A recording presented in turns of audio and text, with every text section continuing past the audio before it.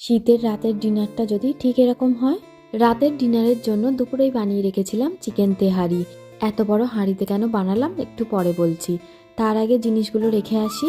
আজকে আমি এগ তেহারিও বানিয়েছিলাম। আসলে ফোন এসেছিল আমার যা দেওরেরা আসবে। আর বন্ধুরা, তোমরা সকলে কেমন আছো বলো তো?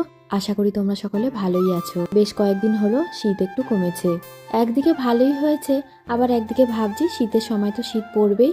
আর আমি না আরও একটা ফ্লাওয়ার ভাস অর্ডার করেছিলাম, যেটা আমার ড্রয়িং রুমের জন্য। এটা একটা উডেন ফ্লাওয়ার ভাস, একটু ভারীও আছে, তবে দেখতে না দারুণ হয়েছে। আমার তো খুব পছন্দ হয়েছে। তোমরাও বন্ধুরা কমেন্ট করে জানিও যে ফ্লাওয়ার ভাসটা দেখতে কেমন হয়েছে।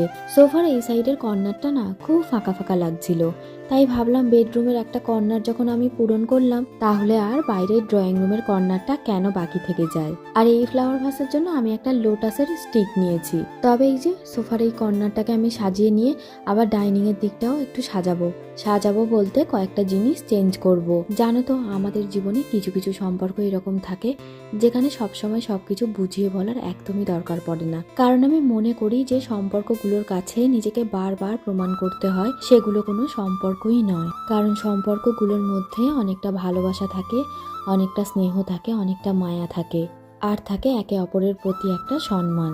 আমি হলদিয়াতে চলে এসেছি বেশ অনেকগুলো বছর হলো। তখন থেকে আজ পর্যন্ত যে সম্পর্কগুলো আজও আমার সঙ্গে থেকে গেছে, তারা বারবার চলে আসে আমার কাছে। সত্যি বলতে এগুলো আমার কাছে অনেকটা আনন্দের মুহূর্ত।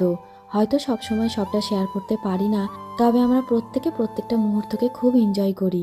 সমস্ত কিছু গোছানো হয়ে গিয়েছে। এক কাপ গরম গরম কফি নিয়ে বসে পড়েছি টিভির সামনে।